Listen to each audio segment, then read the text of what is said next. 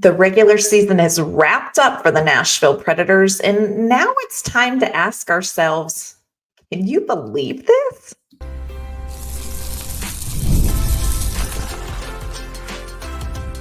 You're Locked On Predators, your daily podcast on the Nashville Predators, part of the Locked On Podcast Network, your team every day. Welcome to the Locked On Predators podcast, and thank you for making us your first listen of the day. We are your free daily Nashville Predators podcast, part of the Locked On Podcast Network, your team every day. Want to kick off this Wednesday episode with a shout out to our Locked On Pred heads. Those are our everyday listeners who tune in Monday through Friday to talk Nashville Predators hockey with us. We appreciate the support you give us week after week, and we love that we get to spend just a little bit of your day with you. I'm Ann Kimmel. I am a writer at Penalty Box Radio. I am usually joined by my partner in crime, Nick Morgan, but Nick is off today.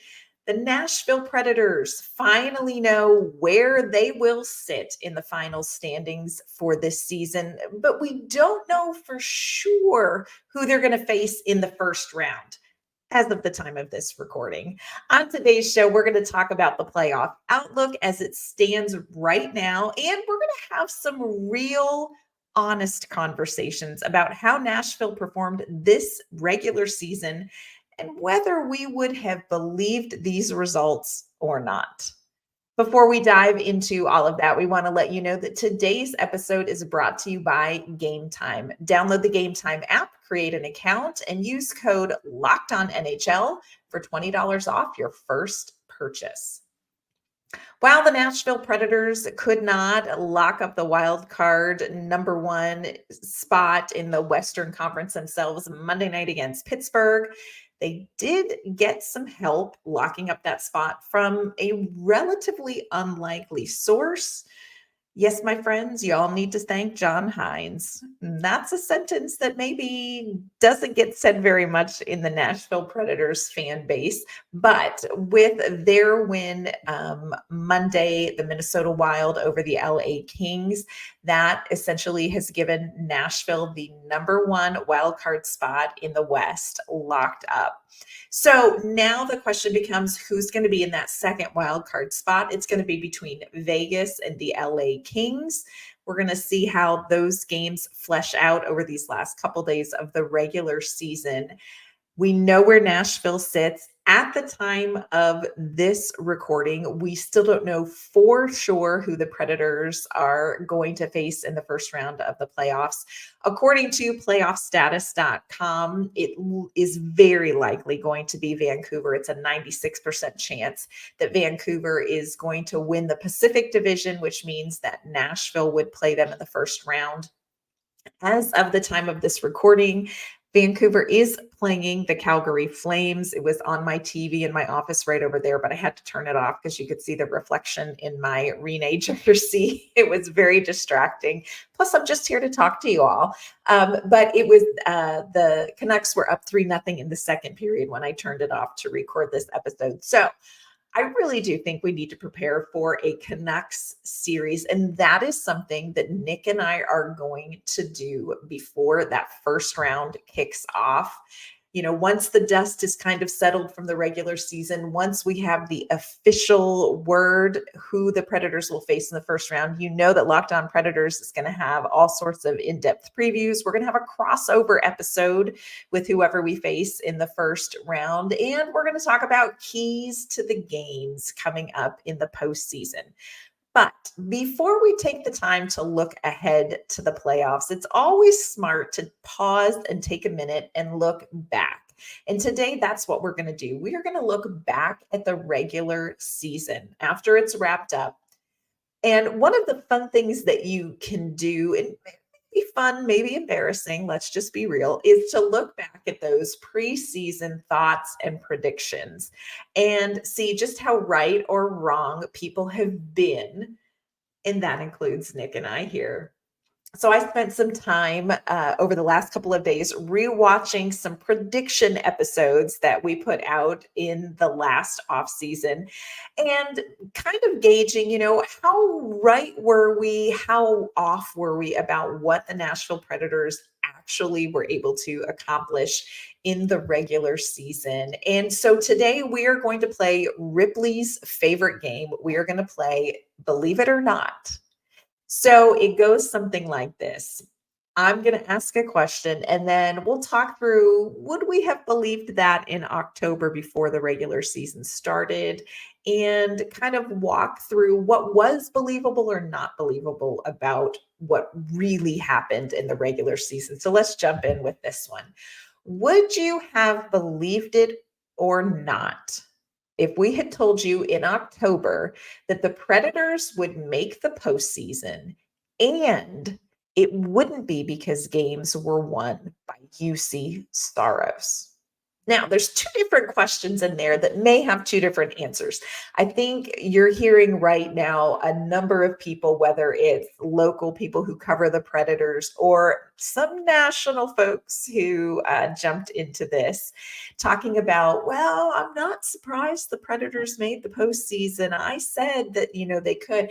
But when you look at those predictions, even from those of us here at Locked On Predators, what you heard preseason was this weird new iteration of the Nashville Predators could potentially maybe sneak into a playoff spot, but it's going to be because of the goaltending of Juuse Saros. That's not exactly how it happened. When we talked about the chance of Nashville having a winning season, B, making this retool work in, 2 to 3 seasons, and C, squeaking into the playoffs in this first season under Andrew Brunette and a new system and under GM Barry Trotz, so much of that was attached to it happening because of Juuse Saros. While the Predators did get into the playoffs, they didn't sneak in. They earned their way into the playoffs, but it wasn't because of the play of Juuse Saros. And I think we have to be really honest about that. I maybe would have believed they could sneak into the playoffs, but I would have thought it was because of Juuse Saros. But here's what's real. This has actually been Juuse Saros' worst statistical season. 906 save percentage. He had a 2.86 goals against allowed. Those are his worst stats in any season where he has played multiple games. So this was not necessarily the season everybody anticipated Juuse Saros having in net. Another interesting stat to kind of look at, Juuse Saros in 2022-23 was first in the league among goaltenders in a stat called saves above expected last season. And that kind of talks about what are the shots that should have been goals that Saros made a save on. And those are that stat kind of gives you an indication of this is a game that a goaltender stole for his team. He was first last season. This season, Juuse Saros was 47th in the league in goals saved above expected among goaltenders who played 20 or more games. Players who had a better goals saved above expected number than Juuse Saros this season: Ukko-Pekka Luukkonen, Peter Mrazek, David Rittich, Connor Ingram. So what we have to be honest about is that Nashville didn't make the postseason on the back of goaltending. Caveat: I am not saying that goaltending hasn't been important for the Nashville Predators, nor am I saying that Juuse Saros has been bad. There have certainly been games that Juuse Saros has come in and kept this team in. There have been games that Juuse Saros has stolen. And I would say the same is true of Kevin Lankinen. They each have had a couple of games where really their performance was the difference between 2 points and no points for the Nashville Predators. They have been a solid goaltending duo for Nashville. And I think it's a goaltending duo that you can feel really good about heading into the postseason. But it hasn't been the factor that got Nashville where they are right now. So, what did get Nashville where they are now? Coming up, we're going to talk about one very interesting stat about the Predators. And we're going to discuss a few more individual performances that may have you kind of going back in your mind and thinking, would I have believed that in October if someone had told me? We're going to dive into that in just a minute. First, though, want to let you know that this episode is brought to you by Game Time. The hockey regular season may be over for the Nashville Predators, but friends, there is still plenty of sports action to enjoy live and in person. And if you are a lover of Major League Baseball, you need to check out Game Time when it comes to getting the best seats at the best prices for baseball. Game Time is now an authorized ticket marketplace of Major League Baseball, which makes getting tickets even faster and easier. And a little secret, prices on the Game Time app actually go down the closer it gets to that first pitch. With killer last minute deals, all in prices, views from your seats, and their lowest price guarantee, Game Time takes the guesswork out of buying Major League Baseball tickets. Now, if you're looking to enjoy some baseball a little closer to home, Game Time also has great deals on Nashville Sounds game or Vanderbilt baseball as well. Whether you are looking for sports, comedy, theater, or concerts, Game Time is the best place to find your tickets. If you are a last minute planner like me, Game Time needs to be your go-to as well. They have amazing last minute deals that can save you up to 60%. With Game Time's all-in pricing, you know exactly what you're paying up front with no hidden fees, and their lowest price guarantee means you're going to get the best price in your section and row, or Game Time will credit you 110% of the difference. So take the guesswork out of buying tickets with Game Time. Download the Game Time app, create an account, and use code LOCKEDONNHL for $20 off your first purchase. Terms apply. Again, create an account and redeem code LOCKEDONNHL for $20 off. Download the Game Time app today. Last minute tickets, lowest prices guaranteed. Coming up later this week, Nick and I are super excited to tackle a special mailbag episode where we're going to answer all of your questions about the Nashville Predators. Playoff questions, we're going to answer them. Regular season questions, we're going to answer them. Deep meaning of life questions, we're going to take a stab at it. You can submit your questions on our Twitter page or over on YouTube, and we'll share them in an episode and share what we think. Today, though, we are looking back at the regular season and we are asking ourselves, would you have believed this or not? This is a game where we really have to be honest about it. And like I said, I went back, I got the receipts. I'm going to be honest about things Nick and I got right, maybe some things Nick and I got wrong. So we talked about Juuse Saros. Would you have believed it or not if I told you in October that the Nashville Predators would finish the season as a top 10 team in goals scored? Nope. Wouldn't have believed you. Would have thought you were full of it. Would not have banked a penny on that stat. I went back and rewatched 2 episodes that we recorded in July. One was why the Nashville Predators will make the playoffs this season. And the next day we did one called why the Nashville Predators won't make the playoffs this season. And our biggest concern when it came to the Predators making the postseason all boiled down to offense. Keep in mind, this was the situation as we knew it in July. In the offseason, Nashville got rid of 2 big playmakers. They got rid of Matt Duchene and Ryan Johansson. Now, look bigger picture when it comes to the playmakers, the offensive players, the contributors that have left Nashville recently. They traded Mikael Granlund, traded Tanner Jeannot, Matthias Ekholm was gone, can hardly stand to talk about it still. Ellie Tolvanen, nobody's over that one. Nino Niederreiter. So all of those players with Johansson and Duchene off the roster. When you lost all of those players, you lost over 70 goals scored by that group of players that was gone last season, that previous season. Who did the Predators bring in? Well, Barry Trotz went out and signed Ryan O'Reilly, Gus Nyquist, Luke Shen. Those were kind of the big three acquisitions.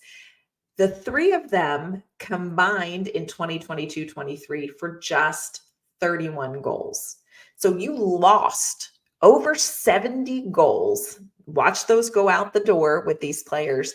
And you only brought in three players who scored 31 goals the previous season. Nashville was going to need to find a way to come up with 40 plus goals to make up the difference of what went out the door and what came in. Where did that pressure fall? Well, the pressure fell immediately to Filip Forsberg, but you have to remember what was the situation preseason looking at Filip Forsberg coming off of a very significant concussion at the end of the previous season. Questions about, hey, can Filip Forsberg stay healthy? Can he play a full season of hockey? Is his success really hinging on line mates like Granlund, Duchesne, or Johansson, who now are gone? Barry Trotz publicly had total faith in Filip Forsberg, had total faith that Filip Forsberg is the offensive guy. But I can confess, I wasn't 100% sure. And this was not a question of Filip Forsberg's talent by any stretch of the imagination. We all know how talented Forsberg is. My question and concern was because of what kind of support was going to be around him. Well, we know now I need not have worried. Filip Forsberg, of course, set the franchise record for goals in a single season with 48, broke Matt Duchene's previous record. Did he stay healthy? My friends, Filip Forsberg played all 82 games this season. Back in July or August, and I didn't write down the date of this episode, but Nick and I had a discussion in one episode debating whether Filip Forsberg in Nashville or Matt Duchene in Dallas was going to have the better offensive season. We had a split decision on that. Filip Forsberg ended up with 23 more goals and 30 more points than Matt Duchene this season. Now, who did they bring in? Ryan O'Reilly. He had 16 goals in 2022-23 between St. Louis and Toronto, where he went after the trade deadline. This season with Nashville, 26 goals. You look at Gus Nyquist. He had 11 goals in 2022-23. Now, he only played 51 games because he was out with injury between Columbus and Minnesota. 11 goals last season, 23 goals in this regular season. Other players who had career offensive years, you're looking at Colton Sissons, good old Colton Sissons, who has been around forever, had a career year offensively. Kiefer Sherwood, Cole Smith, Michael McCarron. Mark Jankowski tied his best in goals for Nashville, but he did it in 18 fewer games played. You had Tommy Novak, Luke Evangelista, these young players coming up and finding their game and producing. Nashville ended up getting so much more offensive bang for their buck this season. And I don't know that I would have believed that at the start of October. But it wasn't really just about the players and their performances. It also has to be a credit to Andrew Brunette and a new system. I know this analogy may go over some people's heads, but if you happen to be a musical theater lover who also loves hockey like me, I know that's a very small like Venn diagram, but go with me. The best analogy for the difference between the Predators under Hines and even Peter Laviolette and this system that Andrew Brunette implements is so accurately represented by looking at Aaron Burr and Alexander Hamilton from the musical Hamilton. And yes, that's the one where they rap. Aaron Burr in Hamilton, they talk about Aaron Burr was a person who waits for it. That's one of the things they say about him. Wait for it, wait for it. He says, I'm not standing still, I'm lying in wait. He waited for his opportunities to make moves politically. Meanwhile, that's compared to Alexander Hamilton, who they say about him in the musical, that man is nonstop. And that's the difference in system style. Aaron Burr's system was very Pierre Laviolette, John Hines. We're going to wait for our perfect opportunity, and then we're going to strike. Andrew Brunette came in, and he was Alexander Hamilton with a hockey stick and a whistle. This was nonstop. So when you look at offensive production, I think I looked at what can the players do. all of these players stepped up. I didn't understand in October just how dramatically this system, when implemented well, was going to change offensive production for the Nashville Predators.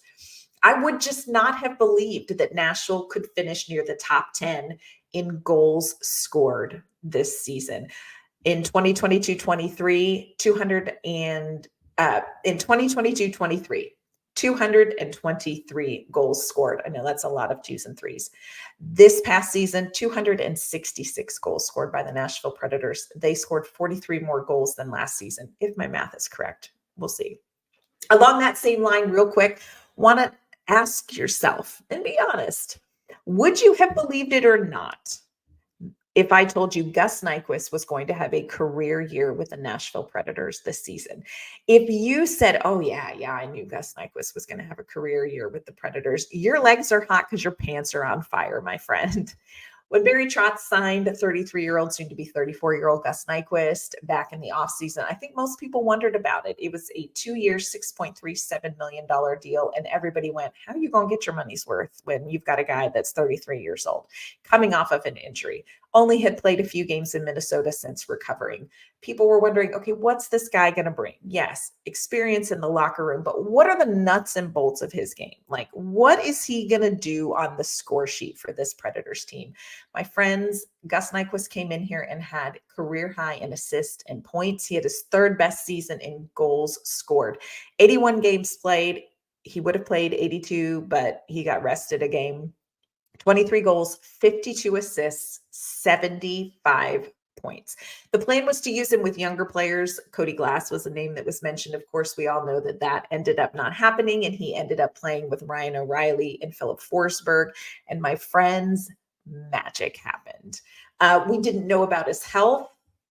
Gus Nyquist is fine. Didn't know about his offensive production. Yeah, he's got plenty more to give. You are going to get your money's worth from Gus Nyquist on this 2-year deal, and then some if he stays healthy next season.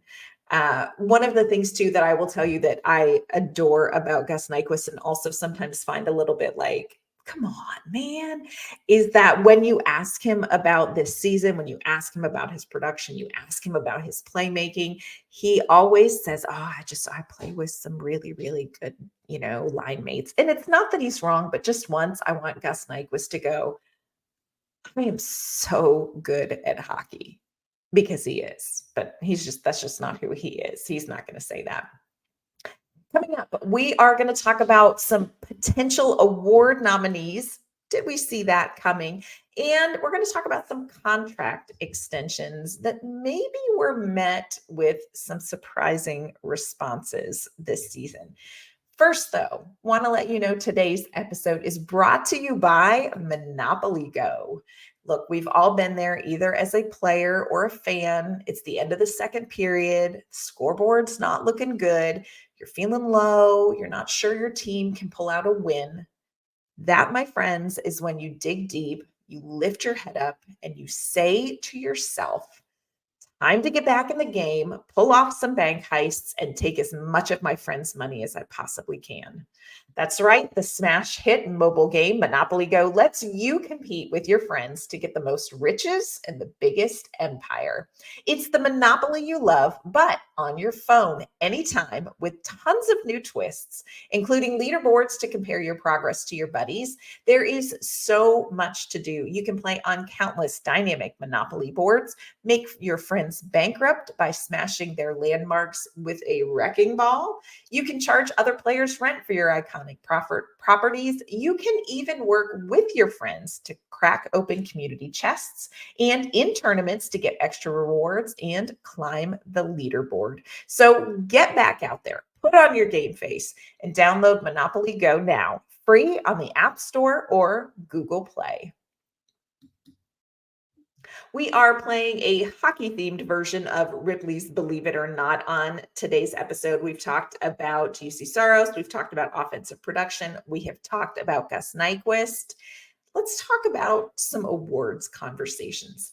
At the beginning of the regular season, would you have believed it or not if we said Roman Josi would end the season in the Norris conversation? this is a tricky one. I think a lot of people would have said, yes, I would believe that. My answer is yes, I would have believed that, but no, it would probably not have looked the way Roman Josi's season looked. Not surprised that Roman Josi is a part of the conversation. But I am surprised at how the season played out for Roman Josi. Let's be really honest about how the season looked. It was a tough start for Roman Josi. He only had 8 goals from October 10th, first game of the season, through December 30th.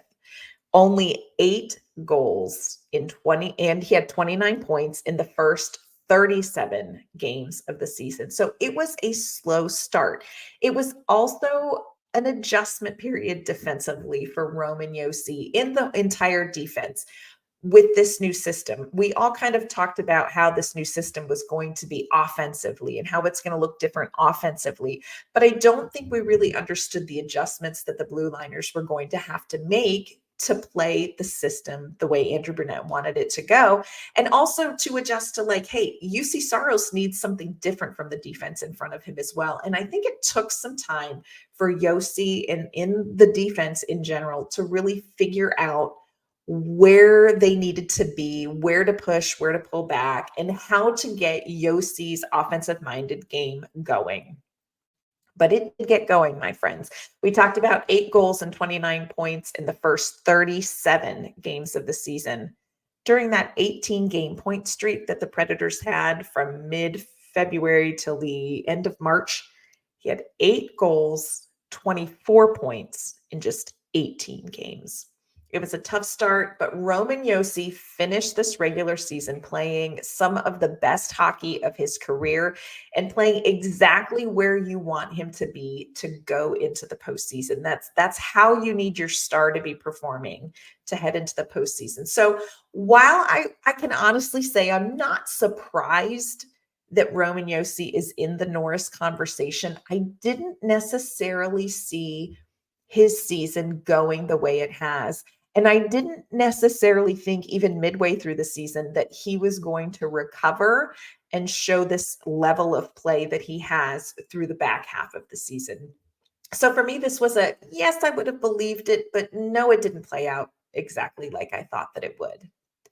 Ask yourself this question: would you have believed it or not if I told you in October that Andrew Brunette would be in the Jack Adams conversation? For me, not a chance. Not a chance. And it's not that I doubted Andrew Brunette or disliked the hire. You know, I think like everybody else, I really wanted to see Nashville play maybe a new system. I think maybe they weren't evolving like they needed to keep up with what was winning Stanley Cups, what was making deep playoff runs around them. And here's what's real. I really liked John Hines a lot, and I stand by that. And I know that that causes people angst, but that's just the truth. I just didn't think that this team could achieve what they have under Brunette in this first season. And let's not minimize what this first season has been like for Andrew Brunette. I mean, not only did he come into a new team, not only was he implementing a new system, but he was having to put this team together. This team had a couple of core players, brought in some veteran experience from outside, raising up some young players. So he had to build a team. He had to implement a system, and he had to get them to be successful. That's a hard gig. And Nick and I talked about this on an episode earlier in the week. One of the things I respect the most about Andrew Brunette is that he didn't pivot. He did not modify his expectations. He didn't lower his expectations. He never changed his message or his standards or what he wanted from this lineup, even when it looked like maybe they just couldn't do it.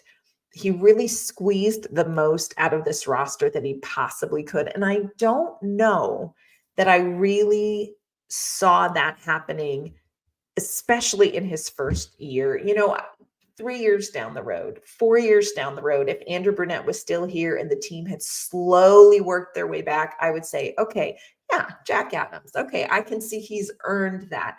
I think we can say Andrew Brunette has earned the right to be in this conversation in his first year with Nashville. I would not have believed that in October, though. Finally, here's one that just makes me giggle a little bit. Would you have believed it or not if I told you in October that both Michael McCarron and Cole Smith's contract extensions would be met with all around approval from this fan base? Yeah, that one blows my mind. Think back. I know it's hard to remember, but think back to Cole Smith and Michael McCarron and how the fan base felt about them, a season ago. They were sort of they took a lot of the brunt of fans' frustration about John Hines, and I think people felt like Michael McCarron and Cole Smith represented what wasn't working with the Nashville Predators, that they were the players that were hanging on to this old style of hockey that wasn't going to be successful.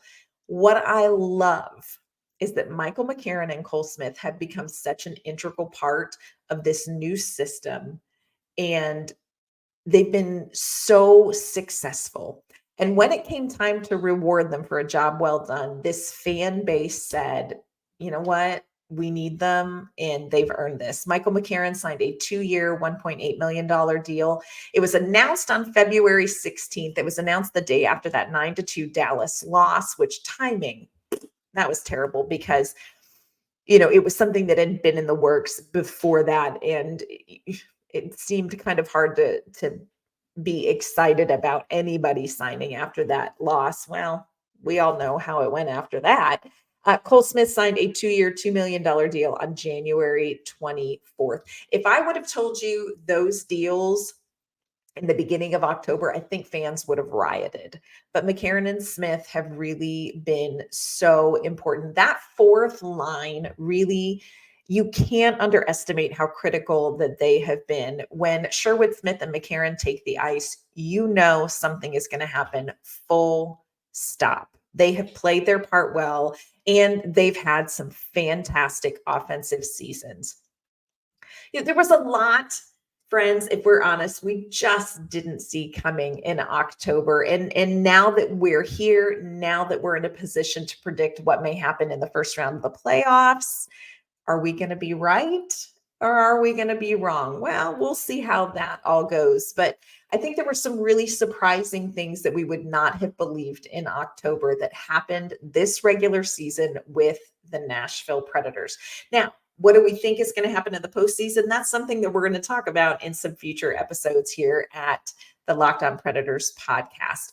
Again, want to remind you that we have a mailbag episode coming up later this week. We are super excited about. So want to encourage you to drop your questions to us on Twitter. You can find the podcast at LO_Predators.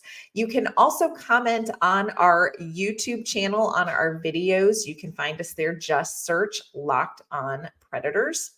That is going to do it for today's episode of the Locked On Predators podcast. I want to thank you once again for making us your first listen of the day.